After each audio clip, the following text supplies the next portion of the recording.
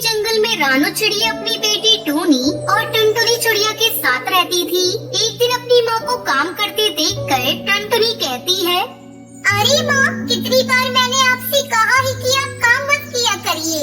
आपकी तबीयत ठीक नहीं रहती, पर आप एक ही मानती ही नहीं। चलिए उठिए यहाँ से और जाकर आराम कीजिए, बाकी का काम मैं कर देती हूँ। बिटिया, तू अकेली कितना काम करेगी? टूनी, अरे ओ टूनी, दिन भर तू आराम ही करती रहेगी क्या? जरा माँ का ध्यान भी रखा कर।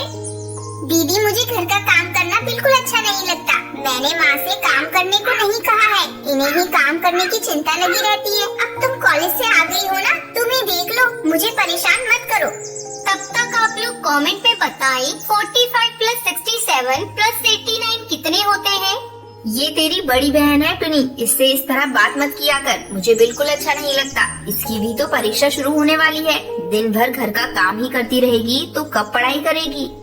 माँ, तुम हमेशा मुझे ही डांटती रहती हो, दीदी को कभी कुछ नहीं कहती।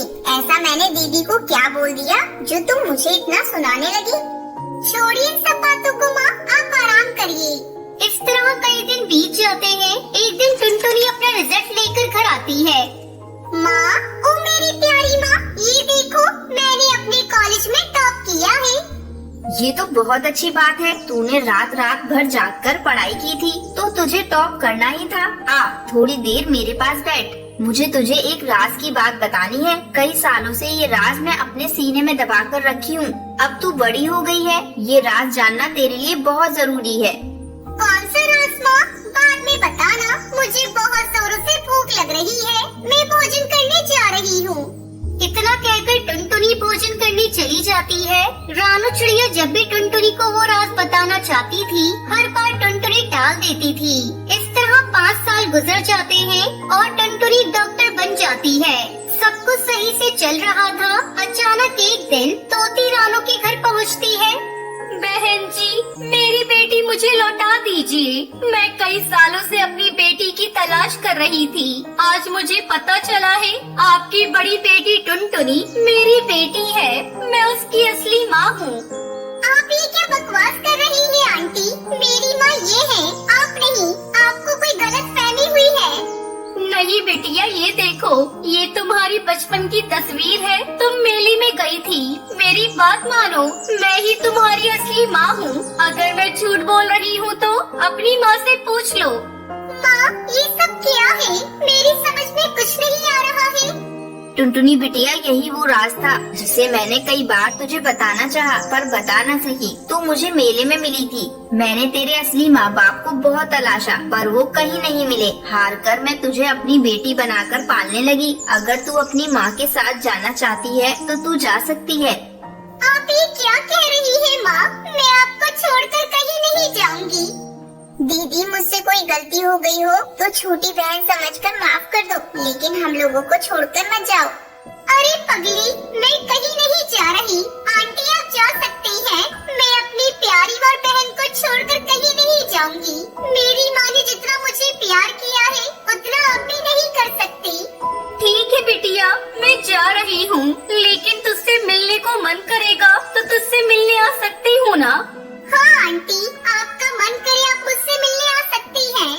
हरी तोती वहाँ से चली जाती है। फिर टुनटुनी चिड़िया अपनी माँ और बहन के साथ खुशी खुशी रहने लगती है।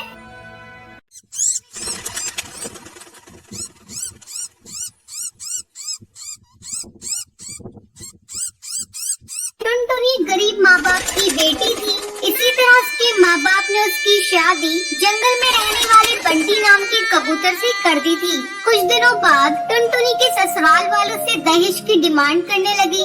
देख टुनटुनी, अब तो जाकर अपने मायके से कुछ पैसे लेकर आ, ताकि मेरा बेटा कोई अच्छा बिजनेस कर सके।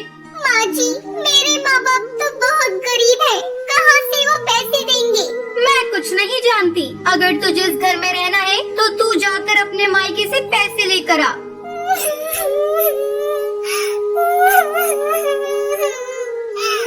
ठीक है माँ जी, मैं जा रही हूँ, लेकिन मुझे नहीं लगता कि मेरे माँ बाप आपकी डिमांड को पूरा कर सकेंगे। अगर तू पैसे लेकर नहीं आएगी तो तू वहीं रह जाना, यहाँ आने की कोशिश भी मत करना। मेरा बेटा जवान है, मैं उसकी दूसरी शादी कर दूंगी। मजबूरी में टुनटुनी अपने मायके जाती है, लेकिन अपने माँ बाप की हालत देखकर वो उनसे कुछ कहती नहीं है। एक दिन टुनटुनी को उल्टी होने लगती है। क्या हुआ बेटा, तुझे उल्टियाँ क्यों हो रही है? बेटा मुझे ऐसा लग रहा है जैसे तू माँ बनने वाली है। ये सुनकर टुनटुनी चिंतित हो जाती है और अगले ही दिन अपने ससुराल जाती है। आ बहुआ, ये ले मिठाई खा। तेरी माँ ने पैसे दिए हैं ना, मैं कल ही बंटी का नया बिजनेस शुरू करवा दूंगी।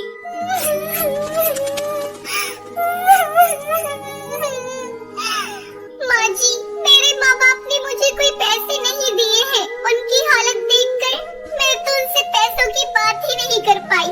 तू यहाँ क्यों खड़ी है? चल निकल मेरे घर से। अब मैं अपनी बेटी की दूसरी शादी किसी पैसे वाली चिड़िया के घर में करूँगी। ऐसा कहकर टुनटुनी की सास बबली कबूतरी उसे धक्के मारकर घर से बाहर निकाल देती है। टुनटुनी रोती रोती अपने मायके जाती है और समय आने पर एक नन्ही चिड़िया को जन्म देती है। टुनटुनी दूसरों के घरों में झाड़ू पोछा करके अपनी बच्ची को पालने लगती है। ऐसे ही कई साल गुजर जाते हैं। एक दिन जब टुनटुनी की बेटी भूरी स्कूल से घर आती है।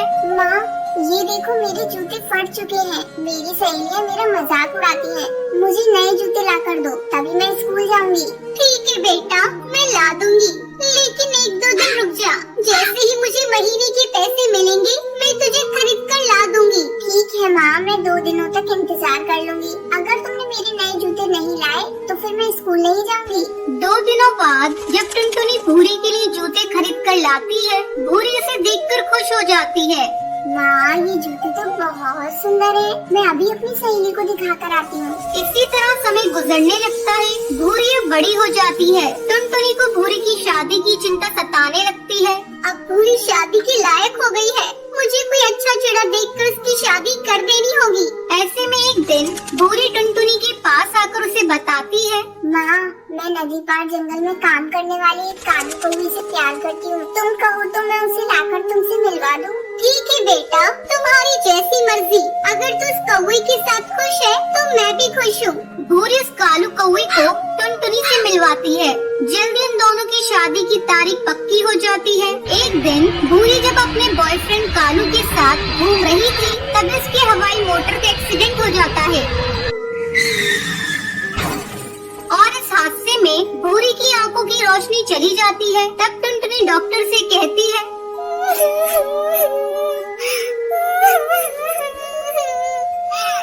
डॉक्टर, अब मेरी आंखें मेरी बेटी को लगा दीजिए। मैंने तो बहुत दुनिया देख ली, लेकिन मैं अपनी बेटी को अंधा होता हुआ नहीं देख सकती। टुनटुनी अपनी दोनों आंखें अपनी बेटी को दे देती है। कुछ दिनों बाद जब भूरी ठीक हो जाती है। माँ, तुमने मेरे लिए अपनी आंखों का बलिदान दे दिया। अब मैं तुम्हें अकेला रहने नहीं दूंगी। तुम्हें मैं अपने साथ अपने घर ले जाऊंगी। भूरी की शादी पूरी रीति रिवाज से हो जाती है और वो अपनी माँ को अपने ससुराल ले जाती है। फिर सभी खुशी खुशी रहने लगते हैं। एक जंगल में टुन्नू अपनी पत्नी टूनी और अपनी बेटी टुनटुनी से बहुत प्यार करता था।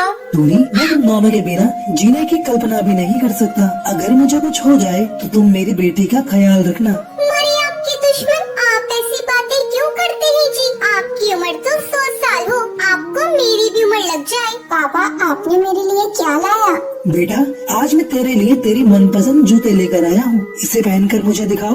टुनटुनी जूते पहनकर टुन्नू को दिखाती है। पापा, ये जूते तो बहुत सुंदर है। मैं कल इसे अपनी सहेलियों को दिखाऊंगी। आप दोनों बाप बेटी बातें कीजिए, मैं आपके लिए खिचड़ी बना कर लाती हूँ। टूनी जैसे ही खिचड़ी बनाने के लिए किचन में जाती है, वो बेहोश होकर नीचे गिर जाती है। पापा जल्दी आओ, देखो माँ गिर गई। टुन्नू दौड़कर वहाँ पर आता है।